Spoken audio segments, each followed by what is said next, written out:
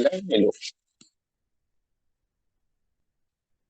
Sebagaimana kita kalau kita tengok movie yang kita tak faham, tiba-tiba subtitle dia hilang ataupun dia stuck, so kita macam tak best kan. Tetapi apabila kita membaca Al-Quran, kemudian kita tak faham, relax je kita, tak ada rasa ataupun tak ada keinginan ataupun tak ada rasa untuk kita nak faham ataupun nak tahu apakah yang dikehendaki oleh Allah Subhanahu Wa Taala daripada sesuatu ayat. Saya secara peribadi bila menulis ringkasan ni untuk kita kongsi sama-sama ni, semakin apa kita panggil, dulu kita, masa belajar mungkin ada kita panggil sikit lah kita nak periksa, nak elok result sebagainya, tapi bila baca sendiri di surau di hadapan audien ataupun seperti sekarang ni, walaupun diulang rasa macam kita panggil apa, saya rasa semakin tak layak, kerana macam ayat-ayat ni menegur diri sendiri, menegur seolah-olah rasa jahat sangat lah, rasa jahat, rasa tak baik. Okey, apa pun mudah-mudahan dapatlah kita sama-sama baca dan kita kongsi.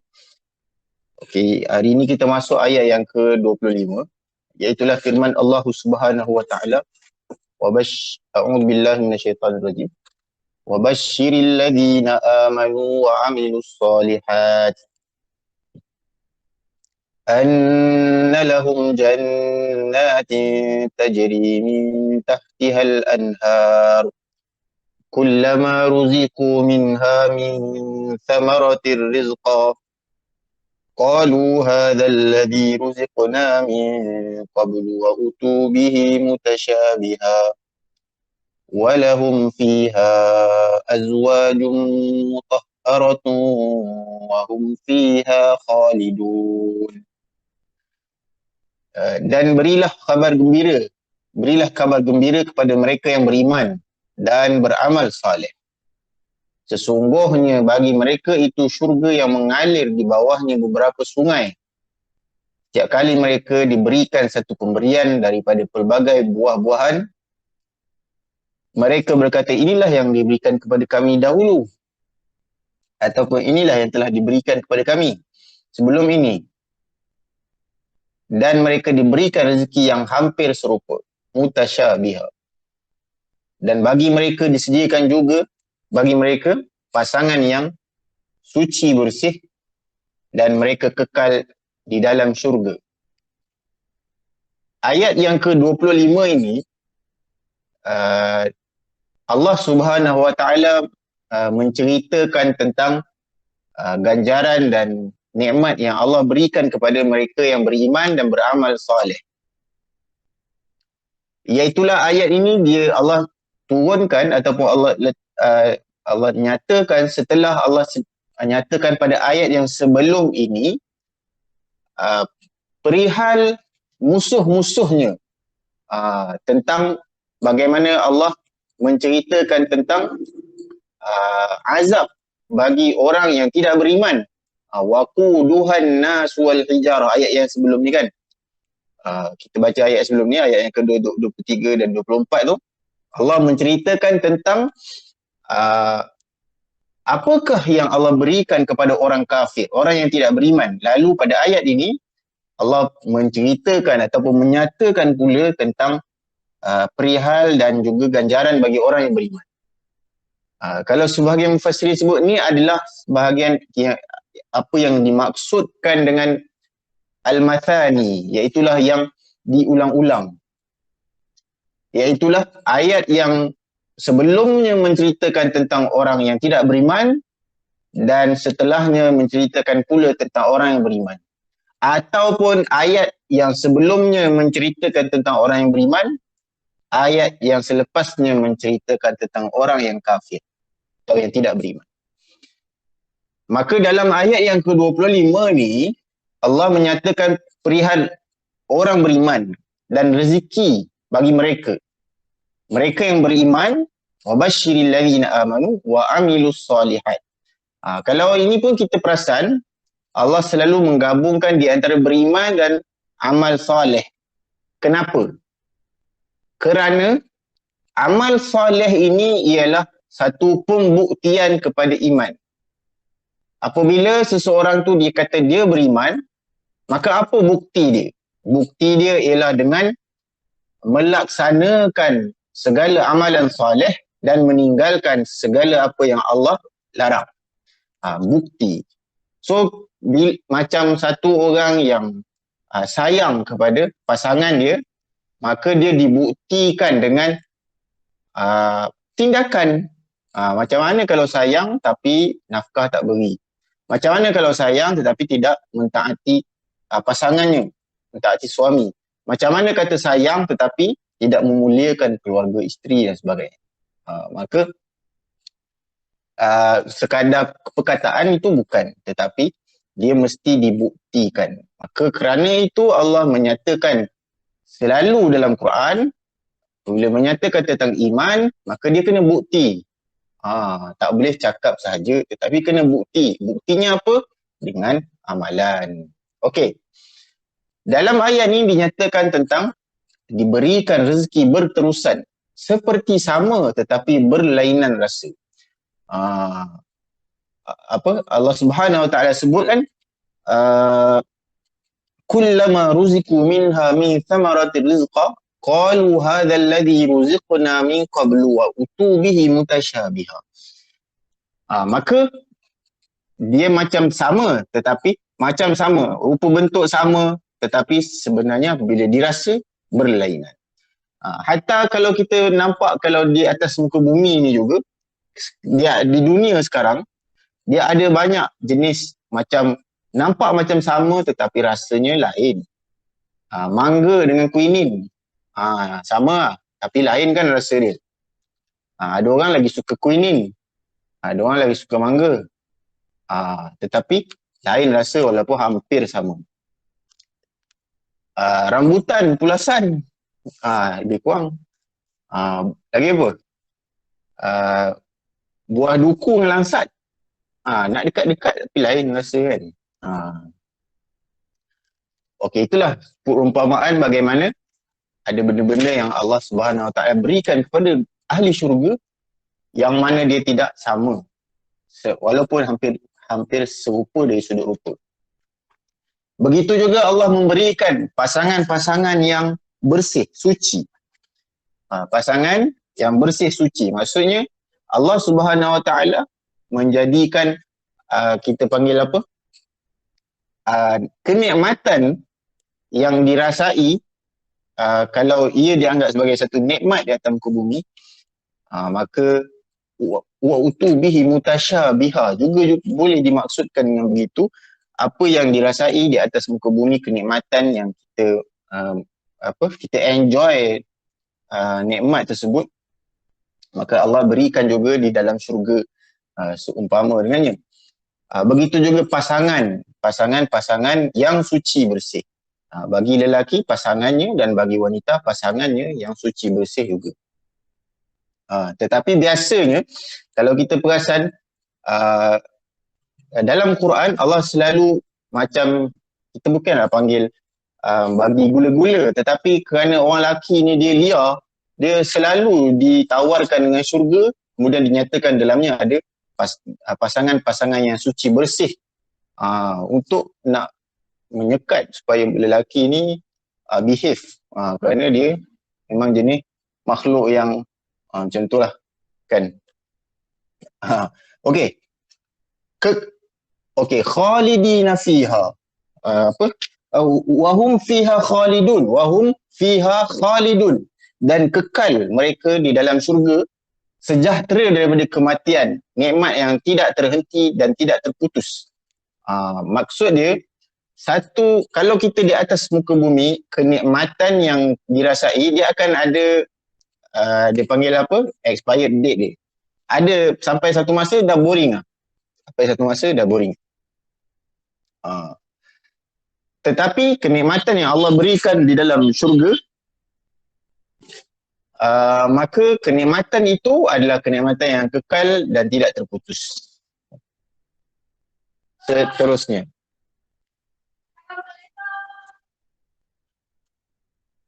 Kejap. Kejap.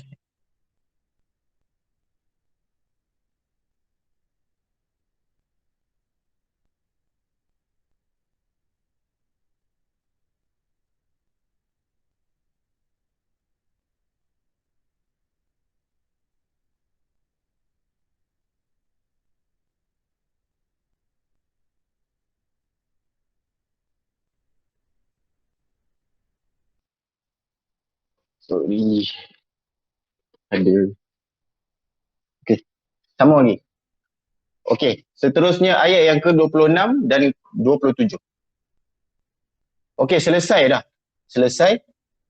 Maksudnya kalau kita tengok dalam Quran, dia selesai satu hizb, satu makra', satu hizb, satu bintang tu, satu najmah. Kemudian pada apa kita panggil part yang seterusnya, sebenarnya dia mempunyai kesinambungan dengan ayat yang sebelumnya. Jauh sikit lah.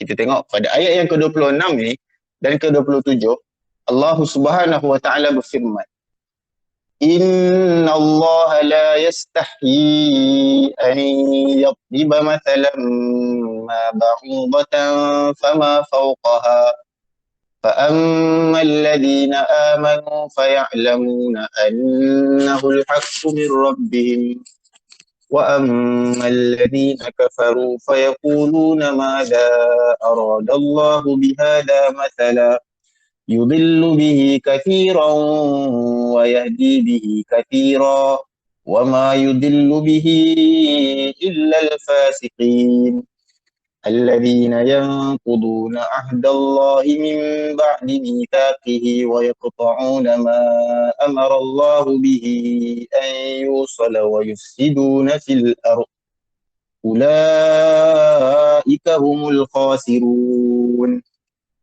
Sesungguhnya Allah tidak malu untuk memberi perumpamaan dengan apa sahaja, walau dengan seekor nyamuk, seperti nyamuk, atau yang lebih besar, fama fauqaha, atau yang lebih besar atau yang lebih kecil, sebahagian tafsiran yang lain. Yang lebih besar daripada nyamuk ataupun yang lebih kecil daripada nyamuk. Seperti kuman dan seumpamanya. Adapun mereka yang beriman, mereka mengetahui bahawa ia, yakni perumpamaan yang Allah berikan adalah kebenaran daripada Tuhan mereka. Adapun orang kafir, apa yang Allah maksud, mereka akan berkata, apa yang Allah maksudkan dengan perumpamaan ini? Maksudnya dia mempersoalkan ataupun mengatakan perumpamaan itu tidak sesuai. Sesungguhnya Allah menyesatkan ramai orang dengannya, yakni dengan apabila diberikan perumpamaan, maka ia menambah kesesatan di atas kesesatan dan memberi petunjuk kepada ramai orang juga. Maksudnya menambah petunjuk di atas petunjuk. Dan tidaklah Allah menyesatkan dengannya melainkan orang yang fasik. Siapa itu orang yang fasik?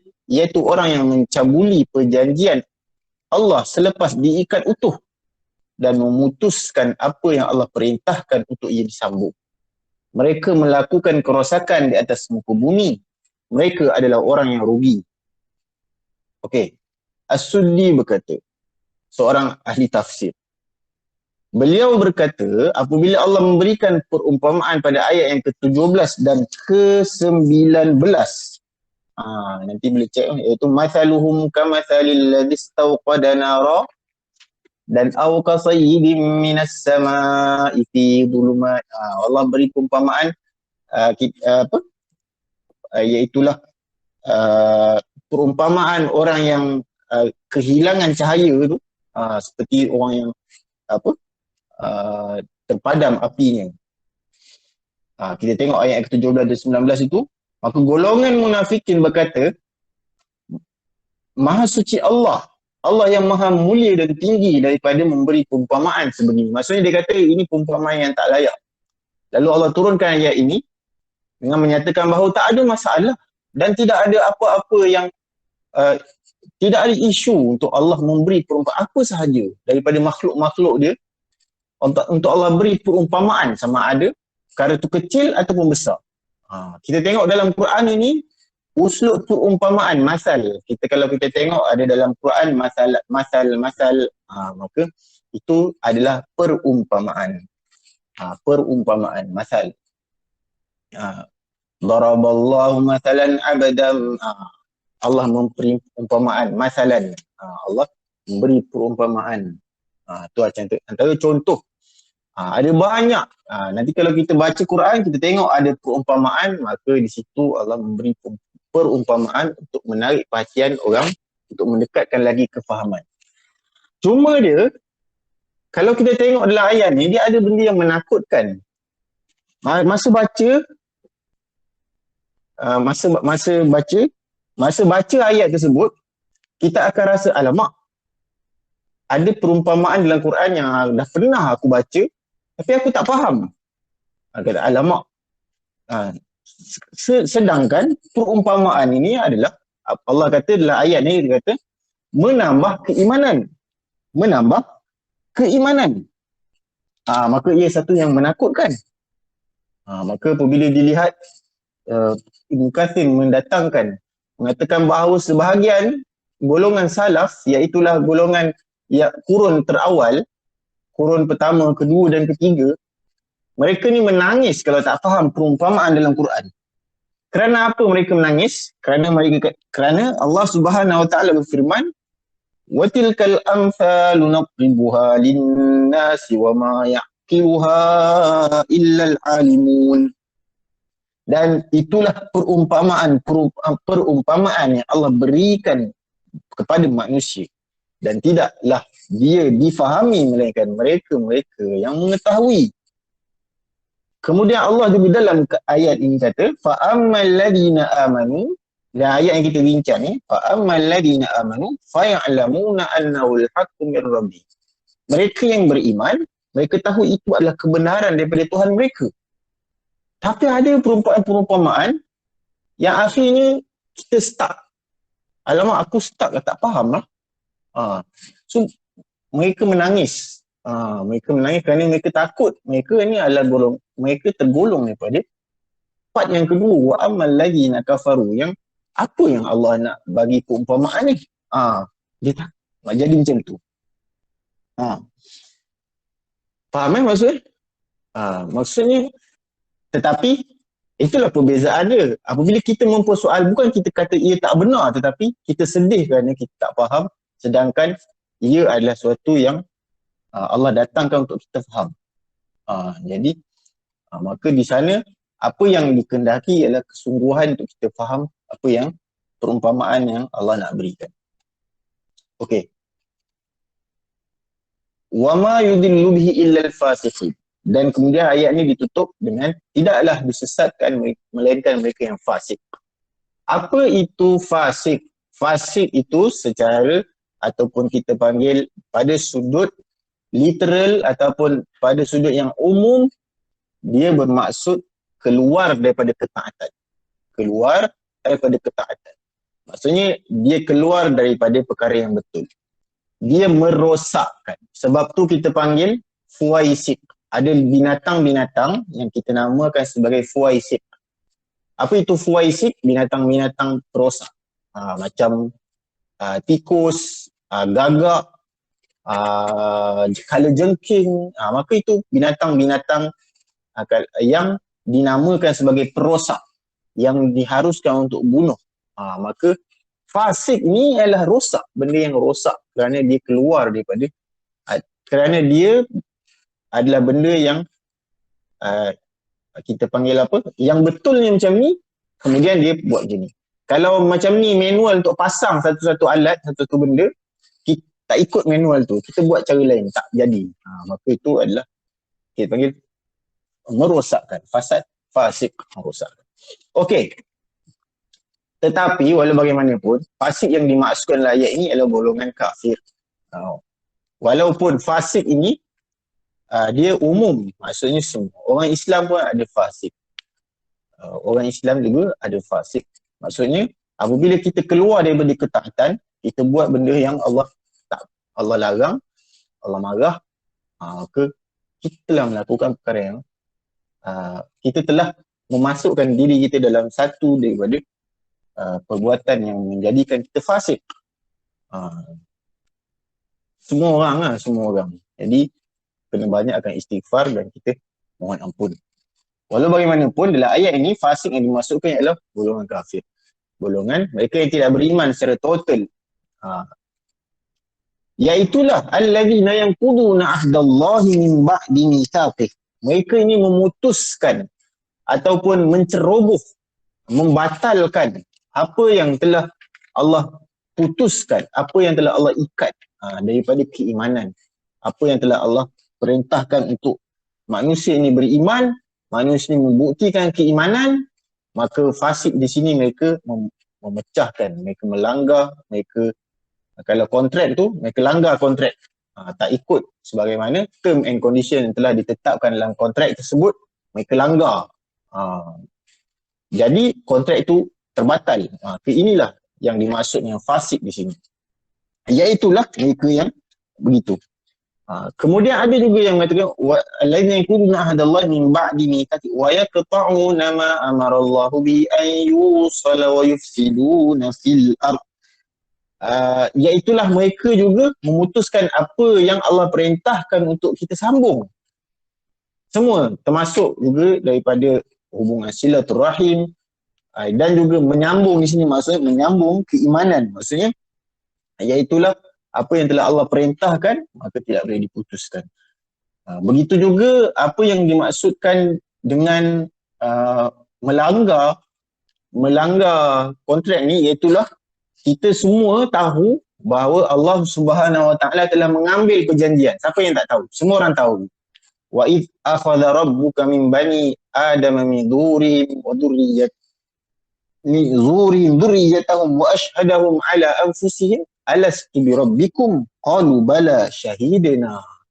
Iaitulah apabila Allah Subhanahu Wa Taala mengeluarkan zuriat daripada Bani Adam dan memberikan penyaksian ke atas diri mereka. Kita semua telah memberi penyaksian bahawa apabila Allah kata alastu bi rabbikum, bukankah aku adalah Tuhan kamu? Qalu bala. Kita semua dah jawab qalu bala. Bahkan kami menyaksikan syahidina. Maka di situ kita telah ada penyaksian. Maka kita telah, cuma kita tak ingat. Dia sama sahaja macam kita masuk ke dalam Dewan Peperiksaan untuk diuji, tetapi kita tak ingat apa yang kita baca sebelum masuk Dewan.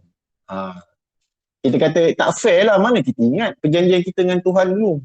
Kita kata sama je macam kita masuk periksa, kemudian kita jawab periksa, tiba-tiba kita tak ingat kerana periksaan itu adalah ujian yang mana kita telah pun ada perjanjian untuk kita nak baca buku sebelum tu, tapi kita tak ingat apa yang kita baca sebagainya.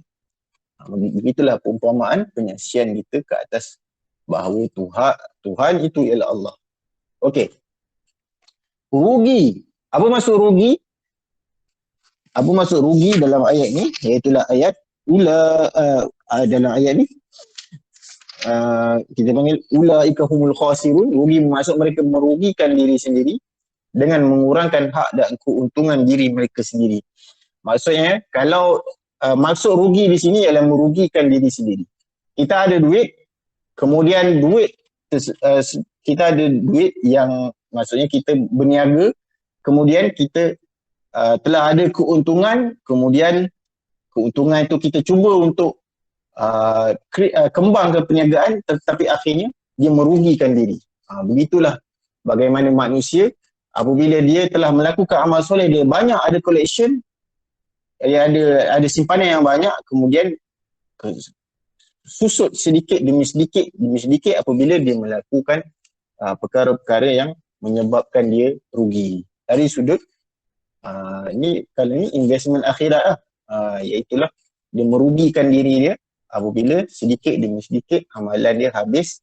Kerana apa? Kerana dia melanggar perintah Allah Subhanahu wa taala. Wallahu taala a'lam wa ahkam. Untuk tafsir.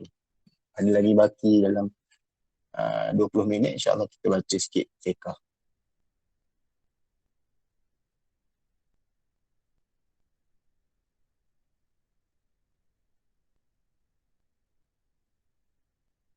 Buku saya sama juga kemas sikit, jadi saya pun tak perasan kat mana. Hari ni pun saya baca daripada PDF juga ya. InsyaAllah minggu depan ada.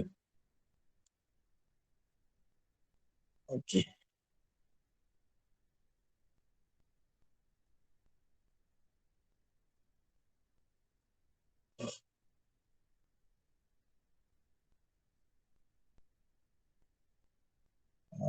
Okay, sekejap. Kita dah masuk muka surat apa ya?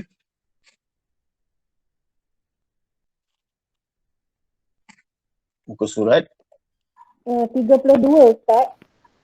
apa dia punya ayat? Solat Ayat. sunat muakkad ada 3, iaitu solat Okey. malam, solat duha, solat tarawih. Alright.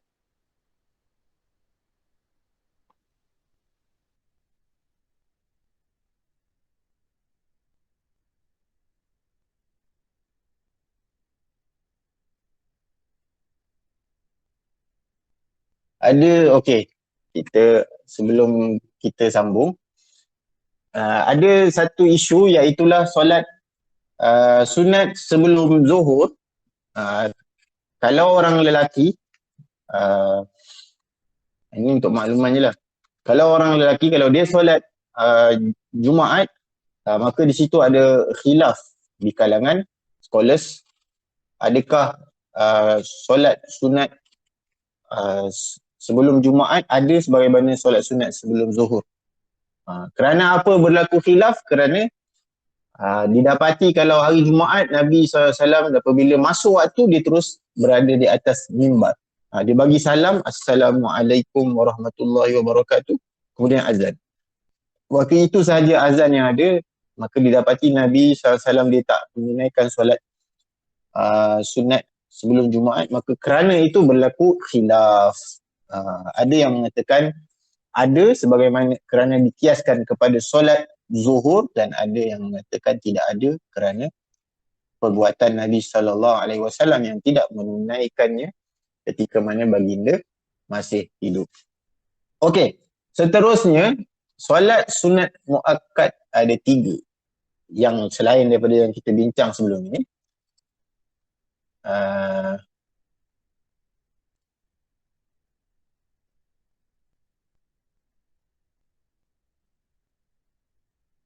Iaitulah solat dipanggil solat sunat muakkad yang tidak disunatkan berjemaah. Kalau yang tadi disunatkan berjemaah. Iaitulah yang pertama solatul lail, solat malam.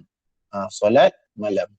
Dan solat malam ini juga dilakukan 2 rakaat. Solatul lail masna.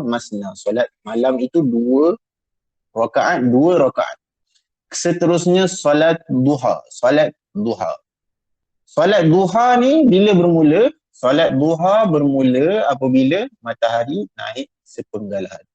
Kalau ikut kepada loceng yang ada di jam yang berada di masjid, maka apabila habisnya waktu, iaitu masuk waktu syuruk tu, maka lebih kurang 15 ke 20 minit selepas itu bermulanya waktu duha. Adapun apabila loceng bunyi teng-teng tu, maka di situ bermulanya waktu haram untuk solat sehinggalah naiknya matahari.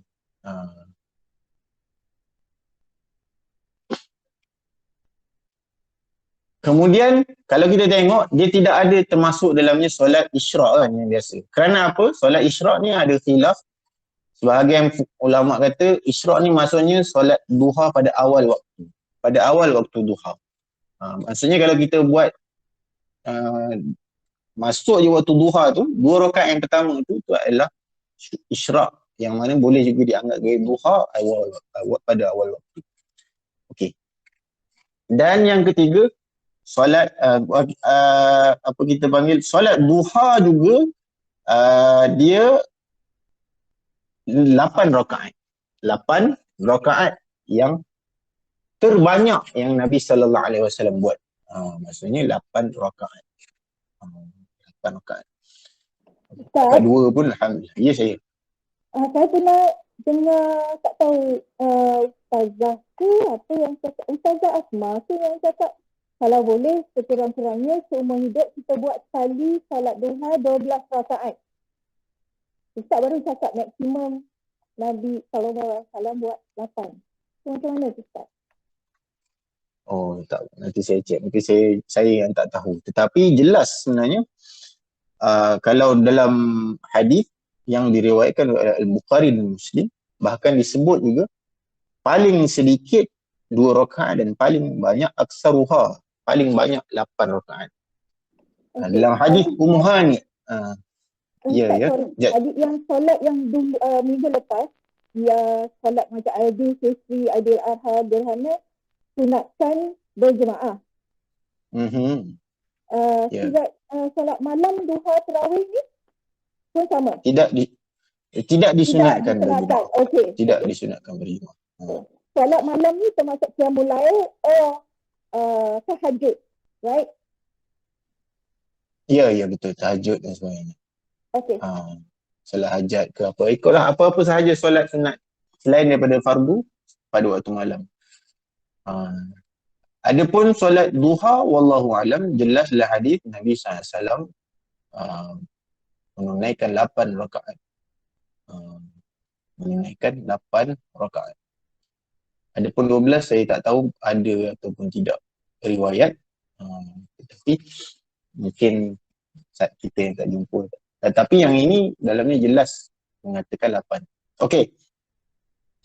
Solat tarawih yang ketiga. Solat tarawih. Solat tarawih ni sebab apa dia letak di dalam, tidak termasuklah solat sunat yang disunatkan berjemaah, kerana dia memang ada perselisihan afdal jemaah ataupun afdalnya secara bersendirian. Kerana apa? Kerana ketika hayat Nabi SAW dilakukan secara bersendirian setelah Nabi melakukan secara berjemaah. Tetapi pada hari ini, wallahu ta'ala alam, maka para ilmuwan mengatakan bahawa solat sunat tarawih ni bagus ataupun lebih baik ataupun untuk dilakukan secara berjemaah. Tetapi sebenarnya yang terbaik ni saya punya ni lah, maksudnya pilihan saya sendiri, maksudnya taklid saya sendiri, iaitulah pandangan ulama yang mengatakan bahawa sekiranya solat tarawih secara berjemaah itu lebih membuatkan kamu banyak ibadah, maka jemaah lah.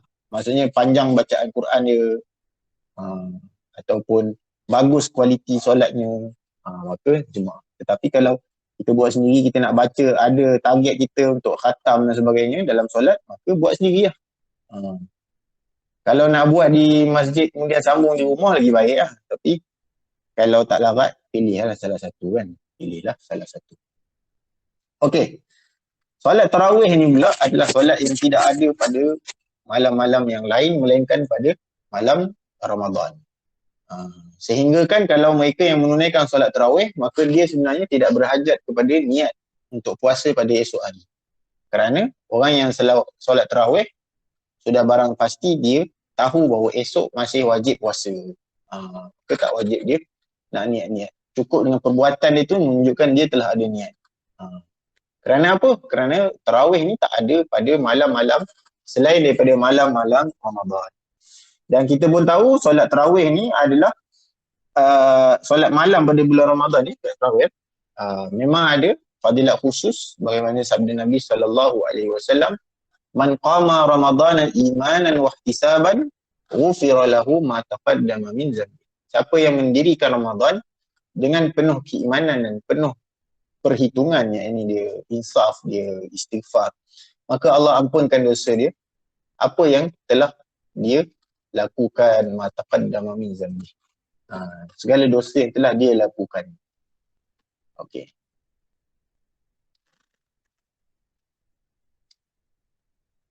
Itulah, ada pun ketika mana hayat baginda memang dilakukan secara berjemaah, kemudian Nabi SAW dia takut untuk sebab dia takut menjadi wajib kepada umat dia, maka dia pun berhenti kerana semakin malam semakin hari semakin ramai.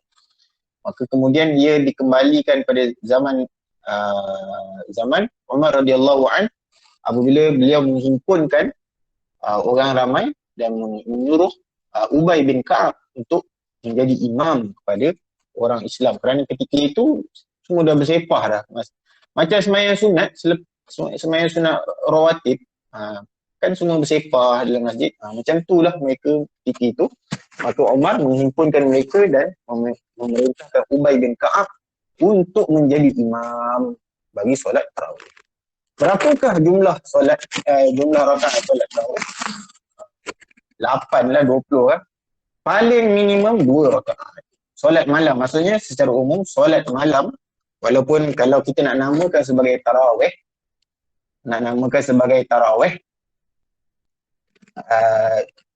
ialah memang ada rakaat tertentu. Kalau di dalam mazhab Syafi'i 20 lah, 20. Tetapi secara umumnya solat tarawih ni buatlah sekadar kemampuan. Kalaulah memang dah habis malas, janganlah sampai 2 rakaat pun tak solat. Macam tu lah. Kerana walaupun ia khusus pada bulan Ramadan, tetapi dia masuk di dalam maksud yang umum solat malam secara umumnya.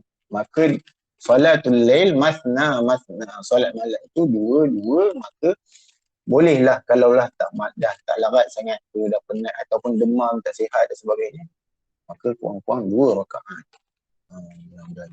Okey, seterusnya faslun, masuk fasal yang baru. Syarat solat. Syarat solat. Qabla dukhul fiha khamsatu asya. Syarat solat, sebelum menunaikan solat, ada 5 perkara. Syarat solat sebelum kita menunaikan solat ada 5 perkara. Yang pertama, taharatul a'dha' minal hadas. Suci anggota tubuh daripada hadas. Apa maksud hadas? Iaitulah, hadas ni adalah benda yang menghalang daripada sahnya solat. Seperti kita kentut ataupun kita berjunub dan seumpamanya. Itu masuk hadas. Wan najas, dan juga najis. Yang pertama suci daripada hadas, yang kedua suci daripada najis. Boleh tak kita panggil apa?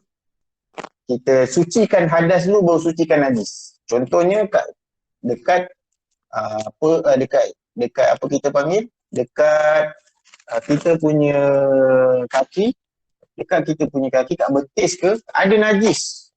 Tapi kita berwuduk dulu, kita mengangkat hadas dulu. Boleh tak? Boleh.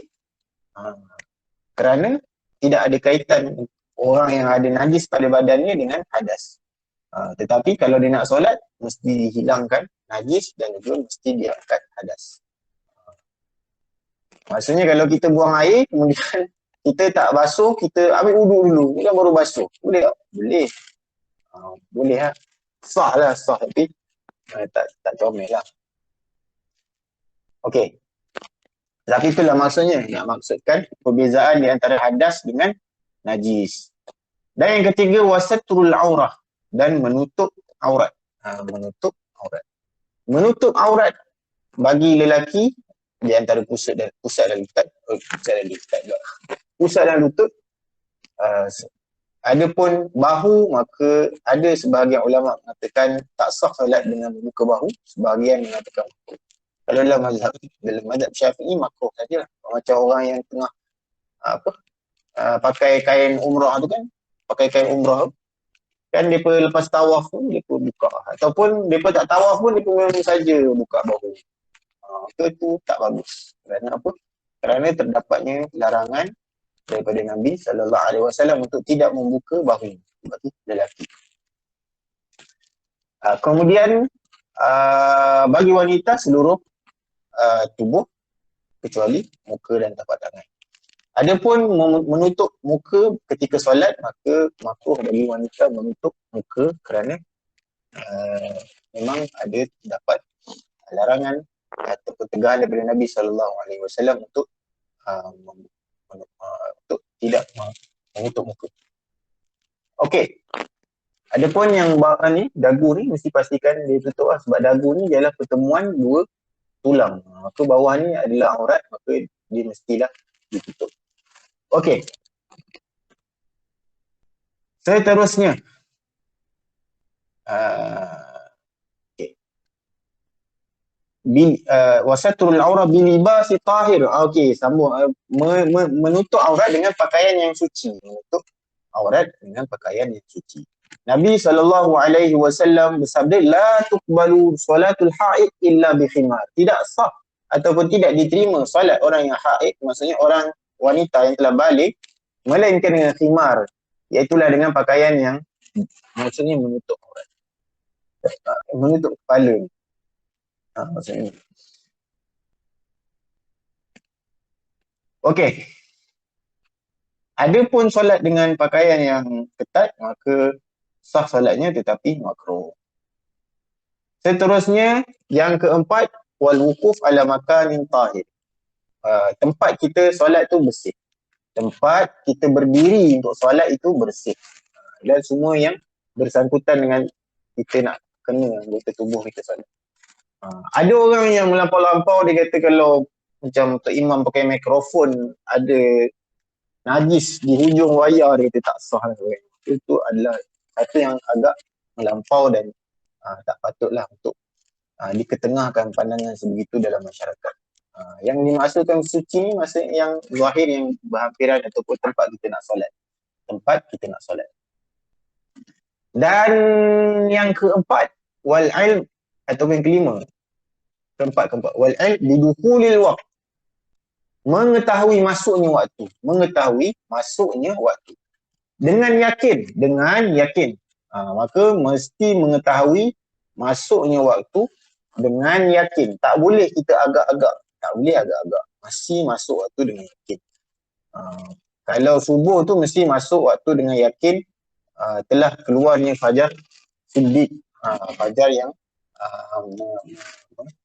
mendatang. Bukan menegak.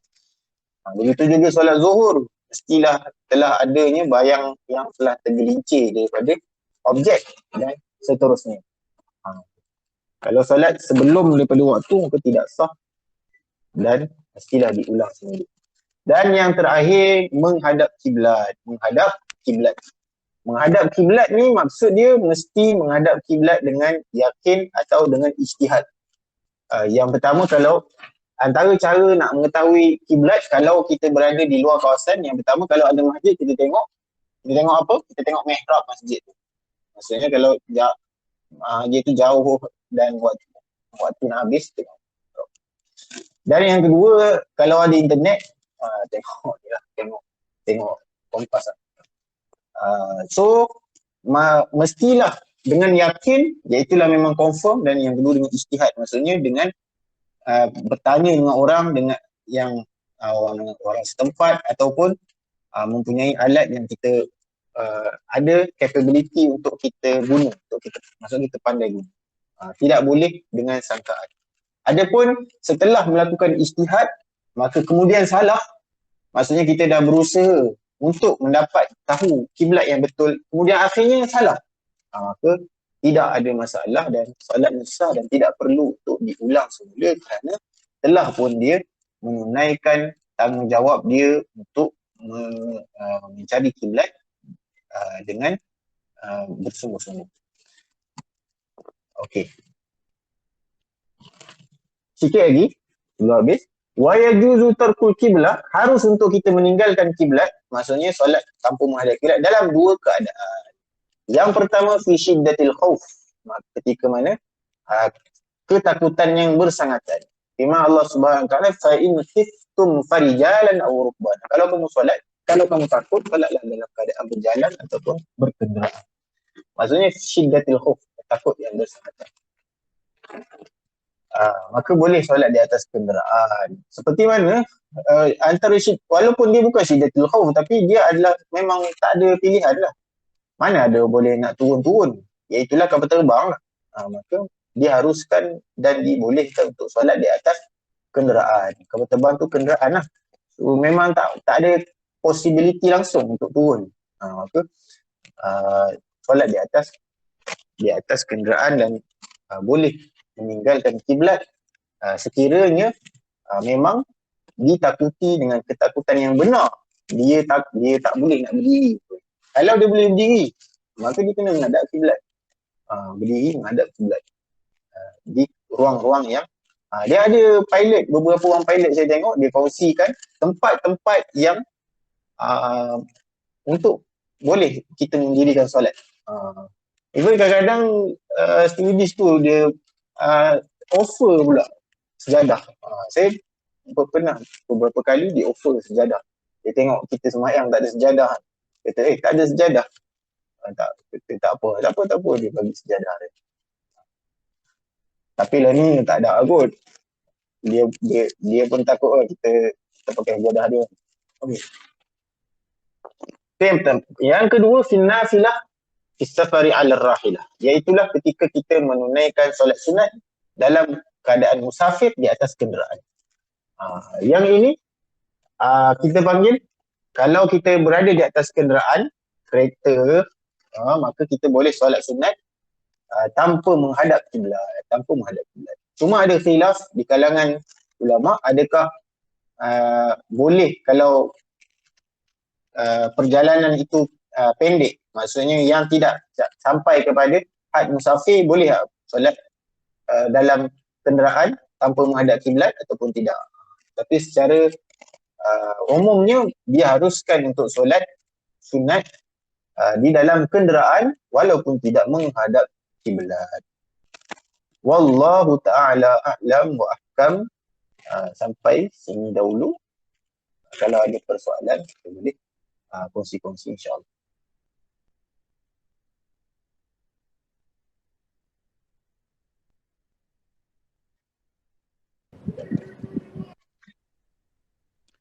Ustaz, Assalamualaikum Ustaz. Salam. Tadi ada Ustaz timbulkan yang syarat-syarat solat tadi, suci anggota badan daripada hadas dan najis. Kita boleh wuduk dulu sebelum cuci najis. Saya tak faham tu, Ustaz boleh terangkan balik. Maksudnya kalau kita contoh buang air, kemudian kita ambil wuduk dulu, kemudian baru kita cuci najis. Boleh lah, tapi tak cantik, tak comel.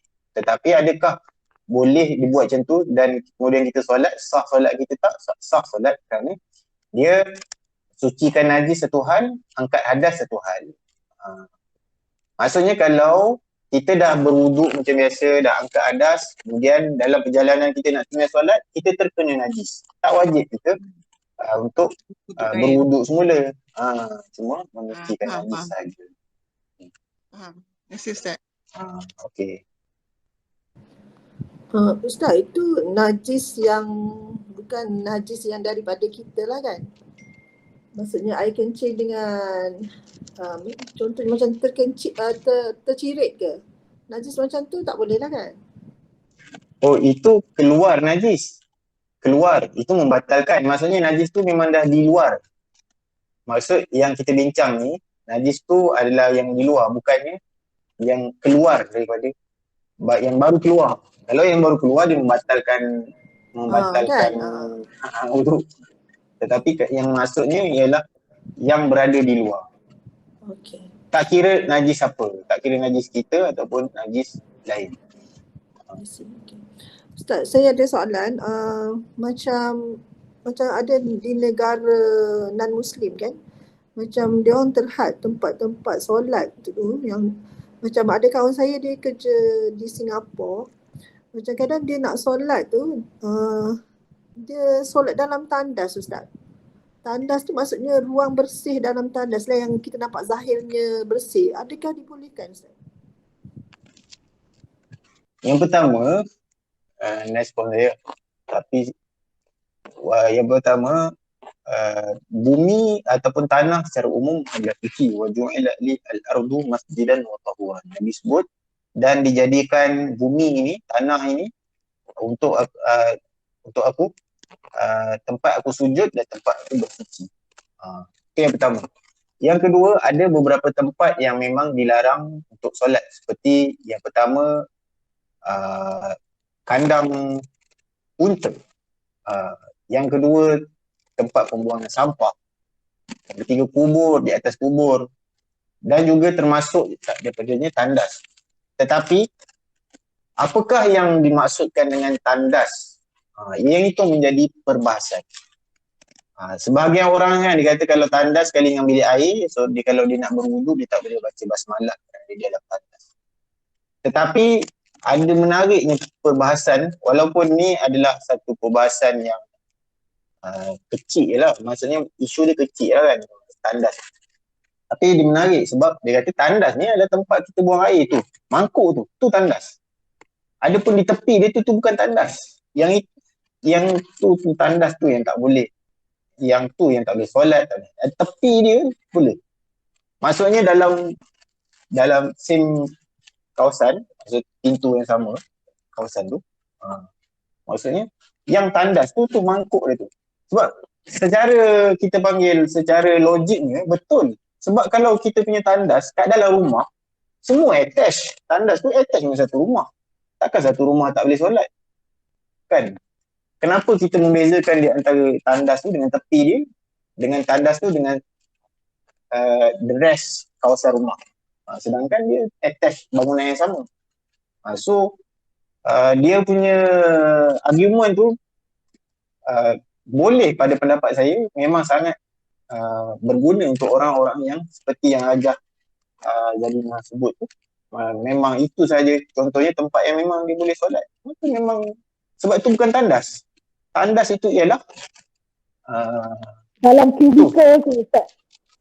Fizikal tu sendiri. So kita katakan tak bolehlah sewenang-wenang kita ambil argument ni untuk kita gunakan. Tetapi untuk kes-kes yang macam ni lah memang sangat-sangat berguna dan sangat-sangat menyelesaikan masalah orang nak taat kepada Allah.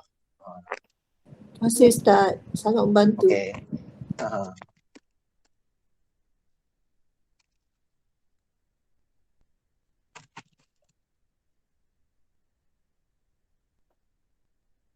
Okay, kalau tak ada dah kita boleh tangguh dulu, insyaAllah minggu depan kita sambung. Wallahu ta'ala a'lam wa ahkam. Aqulu qawli hadza astaghfirullah. Wal 'asri innal insana lafi khusr illa alladhina amanu wa 'amilus shalihat wa tawasaw bil haqqi wa tawasaw bis sabr. Subhanakallahumma bihamdika asyhadu an la ilaha illa anta astaghfiruka wa atubu ilaik. Bismillahirrahmanirrahim. Alhamdulillahil alamin wassalatu wassalamu ala Rasulillah wa ala alihi washabbihi. Allahumma ati anfusana taqwaha wa zakkiha wa anta khairu man zakkaha anta waliyuha wa mawlaha. Sallallahu ala sayyidina Muhammad wa ala alihi wasallam. Alhamdulillahirabbil alamin. Assalamualaikum warahmatullahi wabarakatuh.